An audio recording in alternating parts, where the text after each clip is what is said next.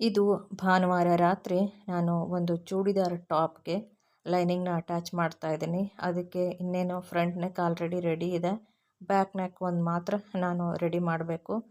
So ಅದಾದಮೇಲೆ ಮತ್ತೇನಿಲ್ಲ, finish ಮಾಡೋದು ಅಂದರೆ ಫಿಟ್ಟಿಂಗ್ ಮಾಡಿಬಿಟ್ಟು ಸ್ಟಿಚ್ ಮಾಡಿಬಿಟ್ರೆ ಇದು ready to stitch dress material. ಅಂದರೆ ಎಂಬ್ರಾಯ್ಡ್ರಿ ನೆಕ್ ಒಂದು ಫ್ರಂಟ್ದು ಒಂದು ಇರುತ್ತೆ. ಸೊ ಸ್ಲೀವ್ಸ್ ಕಟ್ಟಿಂಗು ಮತ್ತು ಬ್ಯಾಕ್ ನೆಕ್ ಕಟ್ಟಿಂಗು ಮತ್ತು ಸೈಡ್ ಫಿಟ್ಟಿಂಗ್ ಒಂದು ಮಾಡ್ಕೊಂಬಿಟ್ರೆ ಲೈನಿಂಗ್ ಅಟ್ಯಾಚ್ ಮಾಡೆಲ್ಲ ಕಂಪ್ಲೀಟ್ ಮಾಡಿಬಿಟ್ರೆ ಮುಗ್ದೋಯ್ತು. So churidar top and bottom stitch ಮಾಡೋದು ತುಂಬಾ ಈಸಿ ಇದೆ. ನೀವು ಯಾವುದಾದ್ರೂ ಒಂದು 2 ಮಂತ್ಸ್ ಒಂದು ಕ್ಲಾಸ್ಗೆ ಹೋಗಿ ಕಲ್ತ್ಕೊಂಡು ಈ ಥರ ಮನೆಯಲ್ಲೇ ಬಟ್ಟೆ ಹೊಲಿಯೋದನ್ನು ಪ್ರಾಕ್ಟೀಸ್ ಮಾಡಿ, ನಿಮ್ಮದೇ ಎರಡೆರಡು ಡೈಲಿ ಒಂದು ಚೂಡಿದಾರು ಆ ಥರ ಸ್ಟಿಚ್ ಮಾಡೋದನ್ನು ಕಲ್ತ್ಕೊಳ್ಳಿ. ಒಂದು ಬ್ಲೌಸು ಒಂದು ದಿವಸ, ಒಂದು ಚೂಡಿದಾರ್ ಒಂದು ದಿವಸ ಆ ಥರ ಸ್ಟಿಚ್ ಮಾಡೋದು ಕಲ್ತ್ಕೊಳ್ಳಿ. ಇದರಿಂದ ನಿಮಗೆ ತುಂಬಾ ಬೆನಿಫಿಟ್ ಇದೆ. ಮತ್ತು ನಿಮ್ಮ ಮನೆಯಲ್ಲಿ ನಿಮ್ಮದೇ ಬಟ್ಟೆಗಳ್ನ ನಿಮ್ಗೆ ಹೇಗೆ ಬೇಕೋ ಹಾಗೆ ಸ್ಟಿಚ್ ಮಾಡ್ಕೊಳ್ಬೋದು. ಅದ್ರ ಜೊತೆಗೆ ನಿಮ್ಮ ಅಕ್ಕ ತಂಗಿರ ಬಟ್ಟೆಗಳು, ತಾಯಿಗೆ ಬ್ಲೌಸು ಮತ್ತು ಮಕ್ಕಳಿಗೆ ಏನಾದರೂ ಸಣ್ಣ ಪುಟ್ಟ ಫ್ರಾಕು, ಪೆಟಿಕೋಟು ಆ ಥರ ಬಟ್ಟೆ ಹೊಲಿಯೋದಕ್ಕೂ ತುಂಬ ಒಂದು ಯೂಸ್ ಇದೆ, ಬೆನಿಫಿಟ್ ಇದೆ. ಇದರಿಂದ ನಿಮ್ಮ ಒಂದು ಮನೆಗೆ ಮಾತ್ರ ಬಟ್ಟೆಗಳು ಹೊಲಿಯೋದಕ್ಕೂ ಯೂಸ್ ಆಗುತ್ತೆ. ಅದ್ರ ಜೊತೆಗೆ ಇಲ್ಲ ನೀವು ಬಿಸ್ನೆಸ್ ಮಾಡಿ ಸ್ವಲ್ಪ ದುಡ್ಡು ಸಂಪಾದನೆ ಮಾಡಬೇಕು ಅನ್ನೋದಾಗಿದ್ದರೆ, ಅರ್ನಿಂಗ್ಸ್ ಮಾಡಬೇಕು ಅಂತ ಅನ್ನೋದಾಗಿದ್ದರೆ ಅದಕ್ಕೂ ತುಂಬ ಇದರಿಂದ ಹೆಲ್ಪ್ ಆಗುತ್ತೆ, ಬೆನಿಫಿಟ್ ಆಗುತ್ತೆ ಇದನ್ನು ಕಲಿಯೋದ್ರಿಂದ ಅಂತ ಹೇಳ್ತೀನಿ. ಸೊ ನಾನು ಇದನ್ನು ತುಂಬ ಇಂಟ್ರೆಸ್ಟ್ ಇರೋದ್ರಿಂದನೇ ಕಲಿತ್ಕೊಂಡು ನನಗೆ ತುಂಬ ಇದರಲ್ಲಿ ಆಸಕ್ತಿ, ಪ್ರೀತಿ ಇದೆ ಅಂತ ಹೇಳ್ತೀನಿ. ನಿಜವಾಗ್ಲೂ ಎಷ್ಟೊಂದು ಜನ ಹೆಣ್ಮಕ್ಳು ಇದರಿಂದ ಅವ್ರ ಜೀವನನ ಕಟ್ಕೊಂಡಿದ್ದಾರೆ. ಅದು ಅವರು ಬದುಕು ಸಾಗಿಸ್ತಾ ಇದ್ದಾರೆ.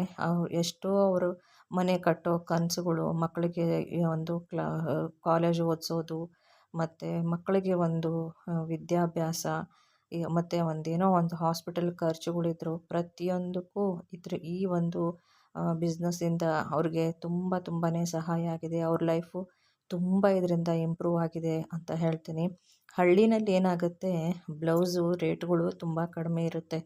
ನೋಡಿ, ಬೆಂಗಳೂರಲ್ಲಿ ನಾವು ಬಟ್ಟೆನ ಚೆನ್ನಾಗಿ ಹೊಲಿದು ಸರಿಯಾಗಿರೋ ಒಂದು ಹೇಳಿದ ಡೇಟ್ಗೆ ಅವ್ರಿಗೆ ನಾವು ಡೆಲಿವರಿ ಕೊಟ್ಬಿಟ್ರೆ ಅವರು ನಾವು ಹೇಳಿದಷ್ಟೇ ಪ್ರೈಸೇ ಕೊಡಬೇಕಾಗತ್ತೆ. ಇಲ್ಲಿ ಬಾರ್ಗೇನ್ ಅನ್ನೋದೇನಿರಲ್ಲ, ಫಿಕ್ಸೆಡ್ ಪ್ರೈಸೇ ಇರುತ್ತೆ. ಫಾರ್ ಎಕ್ಸಾಂಪಲ್, ಈಗ ಕೆಲವೊಂದು ಏರಿಯಾಗಳಲ್ಲಿ ಬೆಂಗಳೂರಲ್ಲಿ ನಾರ್ಮಲ್ ಬ್ಲೌಸ್ಗೆ 700 ತಗೊಳ್ತಾರೆ. 4 ಟಕ್ಸ್ 3 ಟಕ್ಸ್ ಬ್ಲೌಸ್ ಎಲ್ಲ ಬರುತ್ತಲ್ವ, ವಿತ್ ಲೈನಿಂಗ್ 700 ತಗೊಳ್ತಾರೆ, ಆಯಿತಾ. ಸೊ ಮತ್ತು ಪ್ರಿನ್ಸೆಸ್ಸು ಆ ಥರ ಅಂದರೆ 800 ಇದೆ, 900 ಇದೆ ಬೆಂಗಳೂರಲ್ಲಿ ನಾನು ಹೇಳ್ತಾ ಇರೋದು. Depend upon area. ಸೊ ತುಂಬ ಇವಾಗ ಜಯನಗರ ಮತ್ತು ಜೆ ಪಿ ನಗರ ಈ ಥರದ ಒಂದು ಏರಿಯಾಗಳಲ್ಲಿ ತುಂಬ ಕಾಸ್ಟ್ಲಿ ಅಂತ ಇರುತ್ತೆ. ಮತ್ತು ಜನಗಳೂ ಅಷ್ಟೇ, ಒಂದು ಕ್ಲೈಂಟ್ಸ್ ಏನಿರ್ತಾರೆ ಬರೋರು ತುಂಬ ಒಂದು ಅವರೇನು ಆ ಥರ ಬಾರ್ಗೇನ್ ಮಾಡಿ ಅದರಲ್ಲಿ ಇದನ್ನು ಮಾಡೋಕ್ಕೆ ಹೋಗಲ್ಲ. ಬಟ್ಟೆನ ನೀಟಾಗಿ ಫಿನಿಶಿಂಗ್ ಮಾಡಿ ಚೆನ್ನಾಗಿ ಬೂಟಿಕ್ ಸ್ಟೈಲಲ್ಲಿ ರೆಡಿಮೇಡ್ ಬ್ಲೌಸ್ ಅನ್ನೋ ಥರ ನೀಟಾಗಿ ವರ್ಕ್ ಮಾಡಿ ಕೊಟ್ಬಿಟ್ರೆ ಒಂದೇ ಒಂದು ಸಣ್ಣ ಸ್ಟಿಚ್ ಕೂಡ ಅಲ್ಲೂ ಎಲ್ಲೂ ಆಗ್ದಾಗೆ ಅವ್ರ ಫಿಟ್ಟಿಂಗ್ ಕರೆಕ್ಟಾಗಿ ನಾವು ಹೊಲಿದು ಸ್ಟಿಚ್ ಮಾಡಿ ಆ ಡೇಟ್ಗೆ ಕರೆಕ್ಟಾಗಿ ಕೊಟ್ಬಿಟ್ರೆ ನಾವು ಹೇಳಿದ ಪ್ರೈಸೇ ಕೊಡ್ತಾರೆ. ಅವರು ಬಾರ್ಗೇನ್ ಮಾಡೋದೇ ಇಲ್ಲ. ಆ ಥರದ ಒಂದು ಕ್ಲೈಂಟ್ಸ್ಗಳು ಕೂಡ ಇರ್ತಾರೆ ಅಂತ ಹೇಳ್ತೀನಿ. ಇದಕ್ಕೆ ತುಂಬಾ ಡಿಮ್ಯಾಂಡ್ ಇದೆ ಇವಾಗ ಬೆಂಗಳೂರಲ್ಲಿ ಅಂತ ಹೇಳ್ತೀನಿ. ಸೊ ಸಿಟಿನಲ್ಲಿ ಬಟ್ಟೆ ಹೊಲಿಯೋದಕ್ಕೂ ಹಳ್ಳಿಗಳಲ್ಲಿ ಬಟ್ಟೆ ಹೊಲಿಯೋದಕ್ಕೂ ತುಂಬಾ ಒಂದು ವ್ಯತ್ಯಾಸ ಇದೆ ಅಂತ ಹೇಳ್ತೀನಿ. ಹಳ್ಳಿಗಳಲ್ಲಿ ಪಾಪ ಅವರು ಕಷ್ಟಪಡ್ತಾರೆ, ಎಷ್ಟೇ ಫಿನಿಶಿಂಗ್ ಒಳ್ಳೆಯದಾಗಿ ಕೊಟ್ಟು ಕಷ್ಟಪಟ್ಟು ಇದು ಮಾಡಿದ್ರೂ ಅವ್ರಿಗೆ ಸಿಗೋ ಒಂದು ಒಬ್ಬೊಬ್ಬರು ಕೊಡದೇ ಇರ್ಬೋದು, ಒಬ್ಬರು ಸತಾಯಿಸ್ಬೋದು ದುಡ್ಡು ಕೊಡೋದಕ್ಕೆ, ಕೆಲವೊಬ್ಬರು ಬ್ಲೌಸೇ ತಗೊಂಡು ಹೋಗದೇ ಇರ್ಬೋದು, ಕೆಲವೊಬ್ಬರು ಅರ್ಧ ದುಡ್ಡು ಕೊಟ್ಬಿಟ್ಟು ಇನ್ನು ಮತ್ತೆ ಕೊಡದೇ ಇರ್ಬೋದು. ಮತ್ತು ಈ ಥರನೇ ಅವ್ರು ಹೇಳಿದಷ್ಟೇ ನಾವು ಕೆಲವೊಂದು ಸಾರಿ ಆಯಿತು ಬಿಡು ಹೋಗಲಿ ಅನ್ನೋ ಥರ ಈಗೂ ಈ ಥರ ಇರ್ಬೋದು ಹಳ್ಳಿಗಳಲ್ಲಿ. ನನ್ನ ಅನುಭವದಿಂದ ಹೇಳ್ತಾ ಇದ್ದೀನಿ. ಸೊ ಮನೆಯಲ್ಲಿ ಹೊಲಿತಾ ಇದ್ದರೆ ಕಡಿಮೆ ಕೊಡ್ಬೋದು.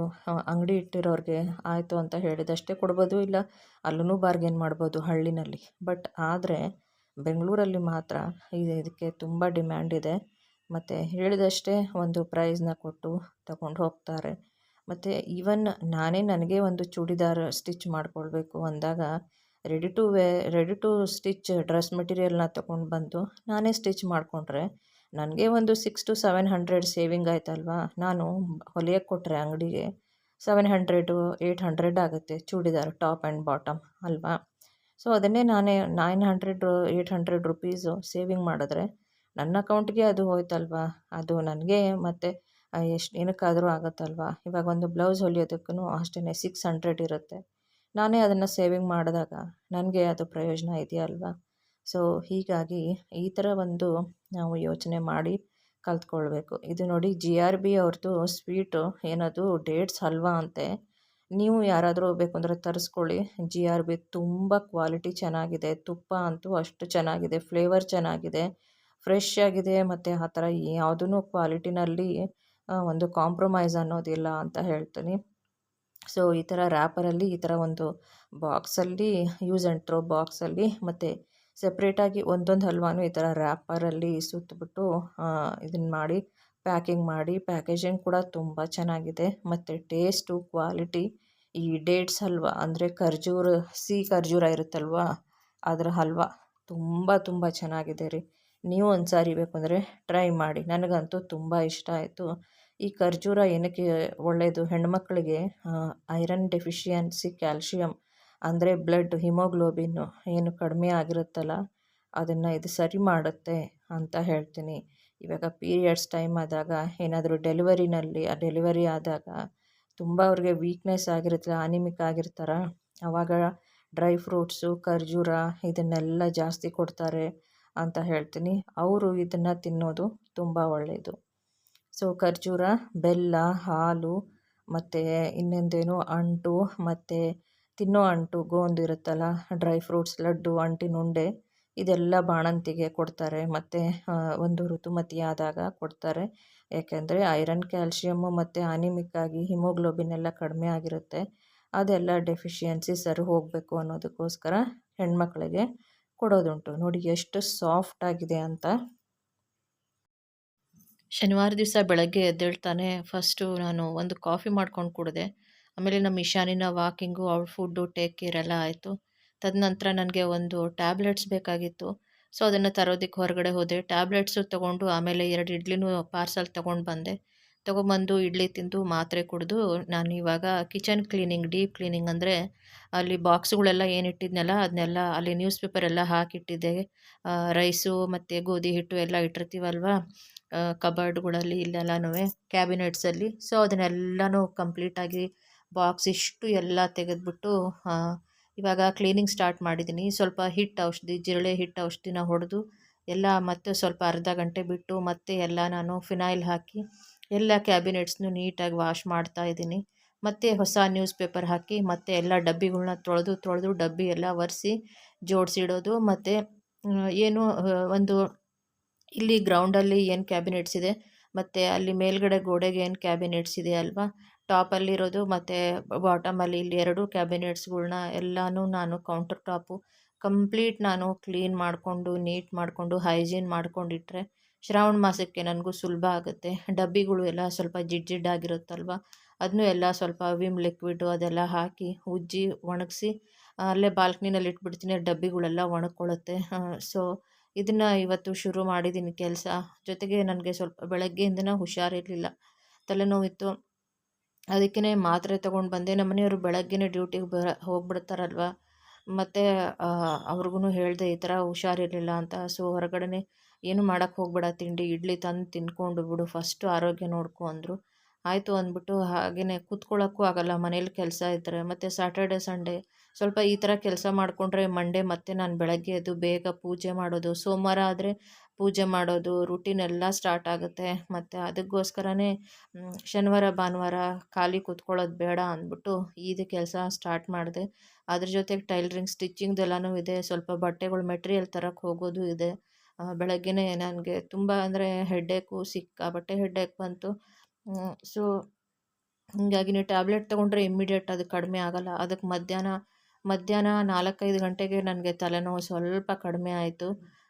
ಸೊ ಈ ಥರ ಆಗುತ್ತೆ. ಅದಕ್ಕೆ ನಾನು ಆರೋಗ್ಯನ ಹುಷಾರಾಗಿ ನೋಡ್ಕೊಳ್ತೀನಿ. ಡಿ ಮಾರ್ಟಿಂದ ನಮ್ಮ ಮನೆಯವರು ಒಂದಿಷ್ಟು ಪ್ರಾವಿಷನ್ ತೊಗೊಂಬಂದಿದ್ದಾರೆ. ಒಂದು 6,000 ಆಯಿತು ಬಿಲ್ ಅಂತ ಹೇಳ್ತೀನಿ. ಎಲ್ಲ ಪ್ರಾವಿಷನ್ನು ಡಬ್ಬಿಗಳಿಗೆ ಹಾಕಿಡಬೇಕು. ನೋಡಿ ನೆನ್ನೆ ತೊಗೊಂಬಂದಿದ್ದಾರೆ. ಅಂದರೆ ಗುರುವಾರನೋ ಶುಕ್ರವಾರ ತಂದಿದ್ದಾರೆ. ನಾನು ಇಲ್ಲೇ ಇಟ್ಟಿದ್ದೀನಿ, ರೂಮಲ್ಲೇ ಇಟ್ಟಿದ್ದೀನಿ.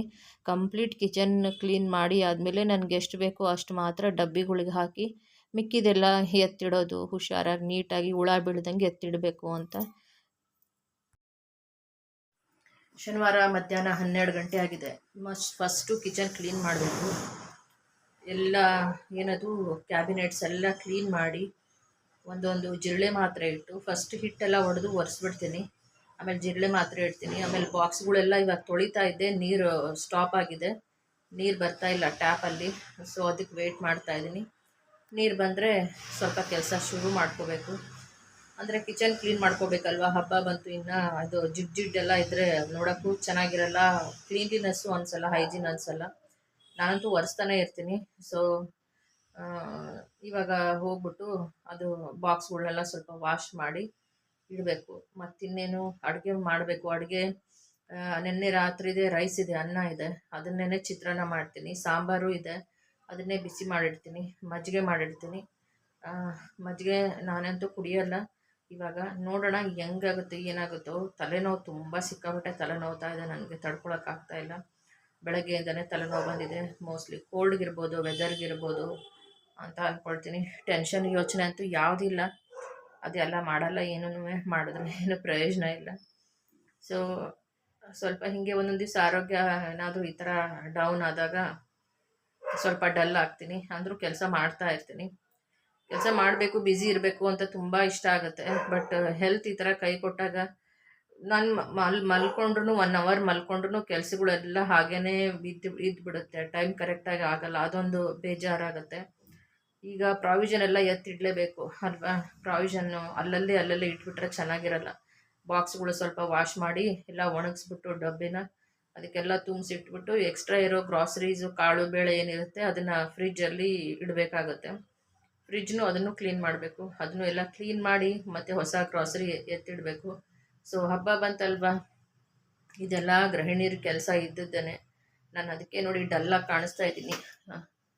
ಯಾರೇನು ಅನ್ಕೋಬೇಡಿ, ಏನಪ್ಪ ಹಿಂಗಿದ್ದಾಳೆ ಅಂತ. ಹುಷಾರಿಲ್ಲ, ನನಗೆ ತಲೆ ನೋವ್ತಾ ಇದೆ, ಕೋಲ್ಡ್ ಆಗಿದೆ. ಕೆಲಸ ಇನ್ನೂ ಎಲ್ಲ ಬಾಕಿ ಇದೆ.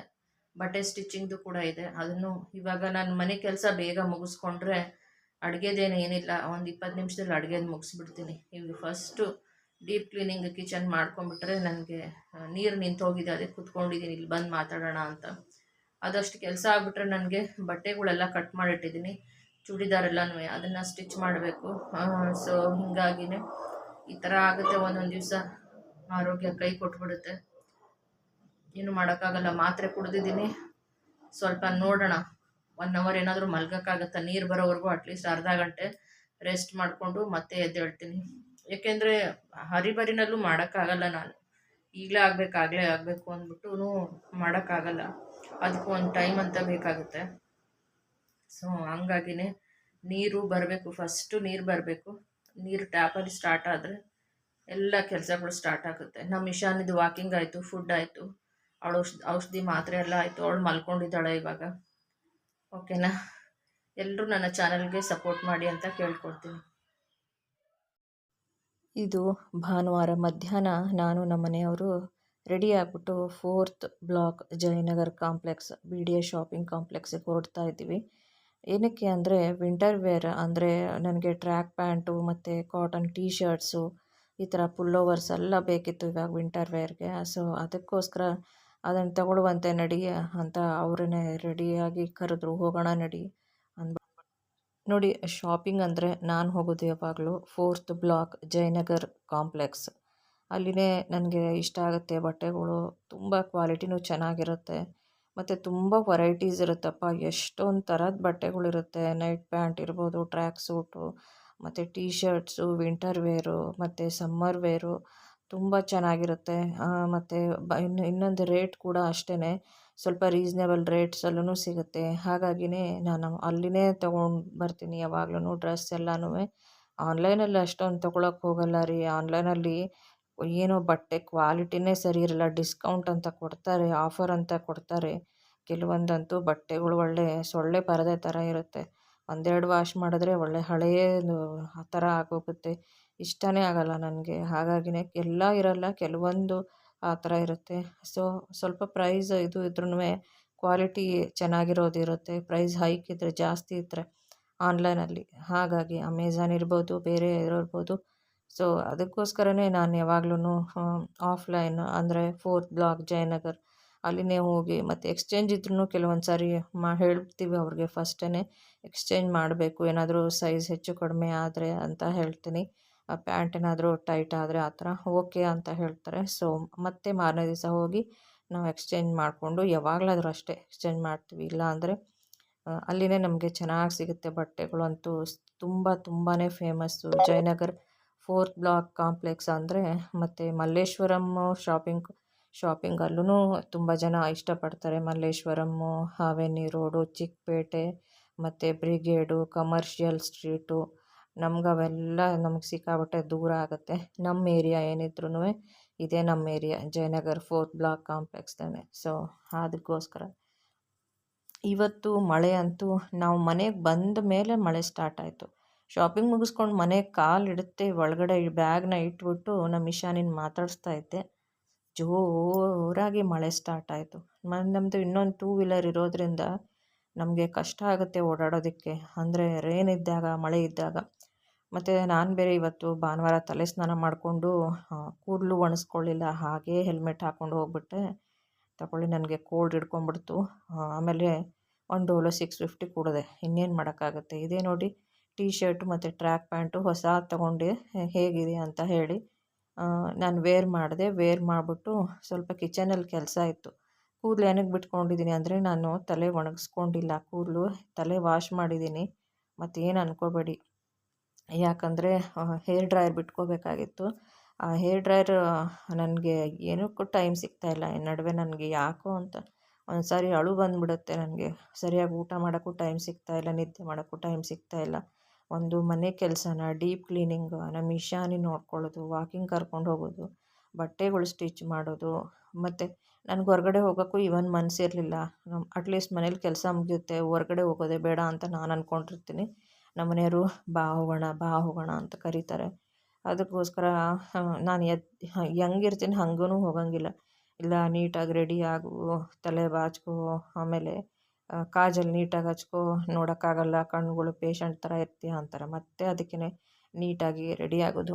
ಕೆಲವೊಂದು ಸಾರಿ ಏನಾಗುತ್ತೆ, ಕೆಲಸದಲ್ಲಿ ಬ್ಯುಸಿ ಆದಾಗ ಏನಾದರೂ ರೆಡಿಯಾಗಿ ಹೋಗೋದಕ್ಕೂ ಬೇಜಾರಾಗ್ಬಿಡುತ್ತೆ. ಮನೆಯಲ್ಲೇ ಇವಾಗ ಏನಾದರೂ ಸ್ನ್ಯಾಕ್ಸ್ ತರಬೇಕು ಅಂದರೆ ಮನೆಗೆ ತಂದು ಕೊಟ್ಟರೆ ಸಾಕು, ತಿಂದ್ಬಿಟ್ಟು ಕೆಲಸ ಮಾಡೋಣ ಅನಿಸುತ್ತೆ. ಆದರೆ ನಮ್ಮ ಮನೆಯವರಿಲ್ಲ, ಹೊರಗಡೆನೇ ತಿನ್ಕೊಂಬರೋಣ ಬಾ, ನೀ ಬಂದುಬಿಡು ರೆಡಿಯಾಗಿ, ಹೊರಗಡೆನೇ ಹೋಗೋಣ ಇಬ್ಬರು, ಮತ್ತೇನೇ ಅಂತಾರೆ, ಪಾರ್ಸಲೆಲ್ಲ ಬೇಡ ಅಂತ ಹೀಗಾಗುತ್ತೆ. ಸೊ ಅದಕ್ಕೆ ನೋಡಿ, ಇದು ಟಾಪ್ ಆ್ಯಂಡ್ ಬಾಟಮ್ ಶರ್ಟು ಮತ್ತು ಪ್ಯಾಂಟು ತುಂಬ ಕ್ವಾಲಿಟಿ ಚೆನ್ನಾಗಿದೆ, ಮತ್ತು ಪ್ರೈಸು ರೀಸನೇಬಲ್ ಆಗಿ ಸಿಕ್ತು ನನಗೆ. ಈ ಕಲರ್ ನನ್ನ ಹತ್ರ ಇರಲಿಲ್ಲ ಟೀ ಶರ್ಟ್ಸು, ಅದಕ್ಕೇ ನಾನು ಫುಲ್ ಕವರ್ ಇದೆಯಲ್ವಾ, ಈ ಬೆಂಗಳೂರು ಚಳಿಗೆ ನನಗಿದು ಚೆನ್ನಾಗಿ ಇಷ್ಟ ಆಗುತ್ತೆ. ಸ್ಮೈಲ್ ಅಂತ ಇದೆ, ಅದ್ರ ಮೇಲೆ ಒಂದು ಕೋಟ್ ವರ್ಡ್ಸ್ ಇದೆ, ಸ್ಮೈಲ್ ಅಂತ ಇದೆ ಅಷ್ಟೇ. ಸೊ ಸ್ಮೈಲ್ ಮಾಡ್ಕೊಂಡಿರೋಣ, ಟೀ ಶರ್ಟ್ ಹಾಕ್ಕೊಂಡಾಗೆಲ್ಲ ಖುಷಿಯಾಗಿ ಸ್ಮೈಲ್ ಮಾಡ್ಕೊಂಡಿರಬೇಕು ಅಂತ. ಕಿಚನಲ್ಲಿ ಸ್ವಲ್ಪ ಕೆಲಸ ಇತ್ತು, ಅದನ್ನೆಲ್ಲ ಮಾಡ್ಕೊಳ್ತಾ ಇದ್ದೆ.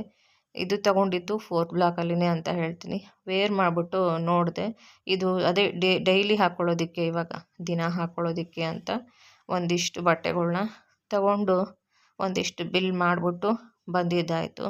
ಏನು ಮಾಡೋಕ್ಕಾಗುತ್ತೆ, ಎಲ್ಲ ಖರ್ಚುಗಳು ಮೇಂಟೈನ್ ಮಾಡಲೇಬೇಕು. ಏನಪ್ಪ ಶಾಪಿಂಗ್ ಮಾಡ್ಕೊಂಡು ಬಂದಿದ್ದೀವಿ, ದುಡ್ಡು ಜಾಸ್ತಿ ಇದೆ ಅಂತ ಅಲ್ಲ, ಅದು ಅವಶ್ಯಕತೆ, ಜೀವನಕ್ಕೆ ಬೇಕಾಗಿರೋದು. ಅದಕ್ಕೇ ಇದೆಲ್ಲ ಸಣ್ಣ ಪುಟ್ಟ ಖರ್ಚುಗಳು ಪ್ರತಿಯೊಬ್ಬರು ಹೆಣ್ಮಕ್ಳಿಗೂ ಬೇಕೇ ಬೇಕು, ಇದ್ದೇ ಇರುತ್ತೆ, ಇಲ್ಲ ಅಂತ ಹೇಳೋಕ್ಕಾಗಲ್ಲ. ಇವಾಗ ವಿಂಟರ್ ಇದ್ದಾಗ ವಿಂಟರ್ ವೇರ್ ಬೇಕು, ಸಮ್ಮರ್ ಇದ್ದಾಗ ಸಮ್ಮರ್ ವೇರ್ ಬೇಕಾಗುತ್ತೆ, ಹೀಗೆ